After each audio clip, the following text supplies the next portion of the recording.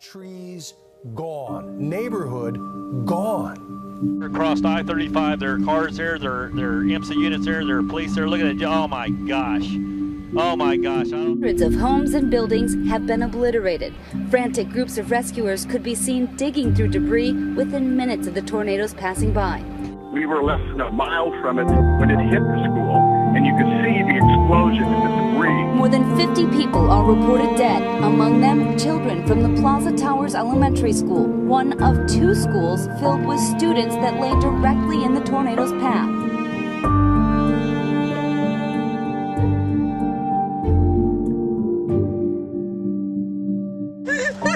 First grader Camden Purcell was waiting right there when his mom Trenda showed up.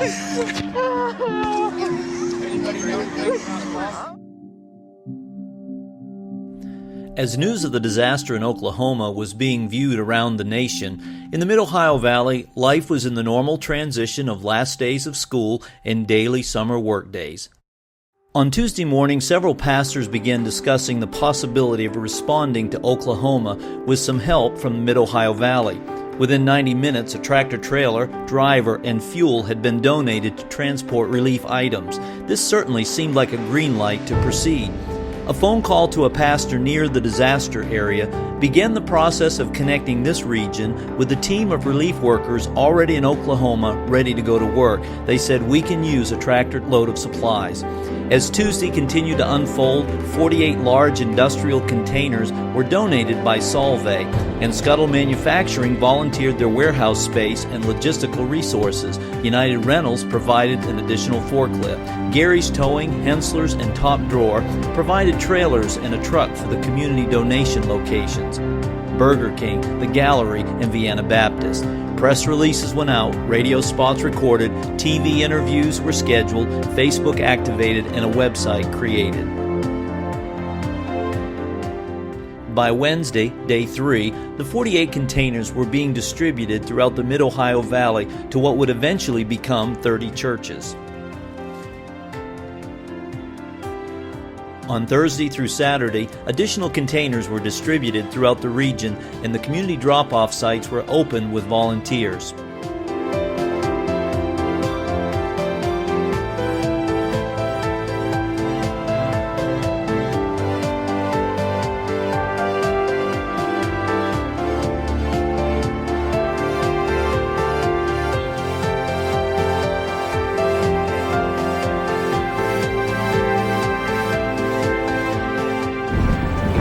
Yeah, we were just driving by for lunch and seeing the sign, and me and my buddy decided to stop and get a couple cases of water. Well, thank you very much. Not a problem. Not a problem. Glad we could help.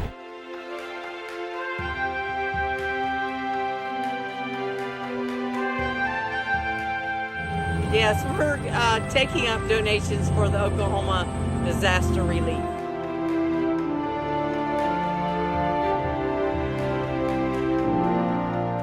Many times when there's a tragedy, especially one that's so far away, you can't really help practically. Sometimes you can send money, but we felt like an initiative like this would be something that we could all get together on board with and help supply.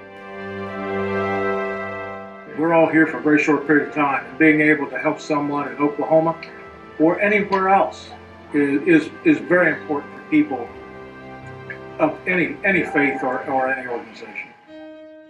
Day 7, Sunday, around the Mid-Ohio Valley, churches were filling containers with essential relief items as a heartfelt expression of compassion and love to those in desperate need, from baby items to toys, from paper goods to cleaning supplies, along with water, food, and clothing. What is the significance of this project as churches have kind of banded together to make this happen? And because of the networking of pastors that I've been a part of here in the Mid-Ohio Valley, we were invited to be a part of it. And by being in that network, we're able to accomplish so much more together than we are alone. Our church, even though we're a little bit larger church, there's no way we could possibly fill the tractor and trailer full of resources and materials on our own to send to victims in Oklahoma. But because we're cooperating with 20 some other churches to make this happen, it's going to happen. On day 8, Tuesday morning, an army of volunteers from many churches invaded the warehouse to go to work to sort, box, and load. The Scuttle warehouse was alive with a spirit of cooperation, encouragement, and hope. This compassionate workforce stayed the course for 7 hours until it was complete.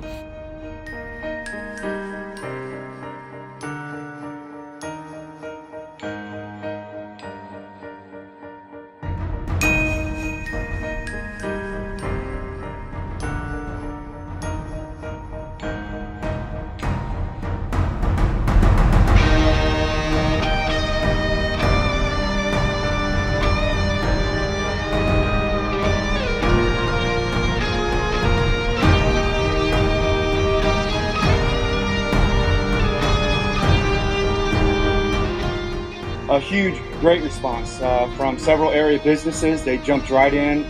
We're standing here at Scuttle Manufacturing.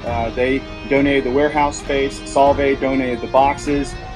We had 30 churches that jumped on board last weekend.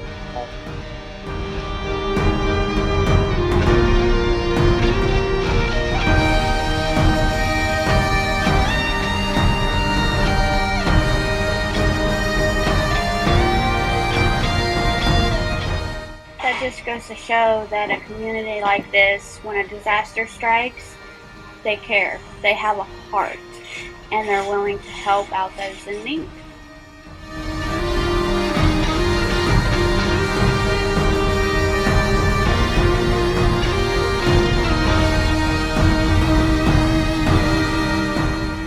On Tuesday evening and into the early morning hours of Day 9, Gene Davis of Marietta Transfer Company wasted no time and left town, arriving in Shawnee, Oklahoma in the afternoon the following day.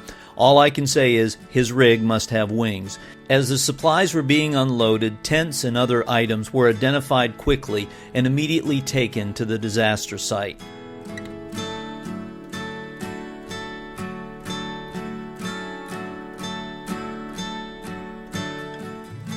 In addition to the donated items, over $7,500 was raised and sent to assist needy families. 3 RVs are being purchased for temporary housing, and teams are being established to work on rebuilding. Hi, this is Tanya with God's Hand Up again. We just wanted to thank you for helping Christina here with this trailer. Her and her 11-year-old son were living out here in the tent. We want to thank you. There are so many families out here that are still living in tents. We have a family in Newalla that there's 11 people, and they're mainly children, and they're living in 2 tents. If there's any more trailers out there, we can use them. Thank you so much. Your donations are currently assisting 70 to 80 families whose homes were destroyed in an economically challenged part of the Shawnee area. A great spirit of collaboration between churches, business leaders, and Mid-Ohio Valley citizens has enabled a generosity that reflects the heart of God. One thing about Marietta, they always help. I mean, just about anything he said. He was real pleased out there with what they sent out of Marietta. He said he could go buy 2 trailers the next morning for 2 families after we delivered out there. So everybody in Marietta normally helps in a disaster area. Everybody should get involved, help out. You should help your fellow Americans and try to help one another out. I was amazed of how fast the whole project got going, the momentum, and then the talk around town. We all wanted to help. Everybody of all walks of life really wanted to get something done. It was a wonderful feeling of all the negativity we hear sometimes on TV, and you see a lot of good people come together and do something great.